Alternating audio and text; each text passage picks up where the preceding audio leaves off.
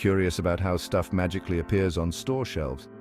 It's all thanks to supply chain management. Welcome to Supply Chain Management for Beginners. As it is, in just 60 seconds, we'll break down the essentials. First up, fundamentals. Understand the basics of how supply chains work. Next, forecasting, kata. It's all about predicting demand to keep things running smoothly.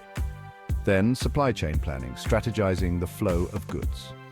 Procurement management is all about sourcing the right materials. Inventory management ensures everything's in stock. Warehouse management deals with storage and organization. Transport management is about getting goods from A to B efficiently. Operations management focuses on improving production within organizations. Continual improvement, think lean and Kaizen, is about making processes better and faster. And let's not forget supply chain technology, which is revolutionizing the industry. Finally, business economics ties it all together. So there you have it. From forecasting to technology, you're now on your way to mastering supply chain basics. Ready to dive deeper? Hit that follow button for more.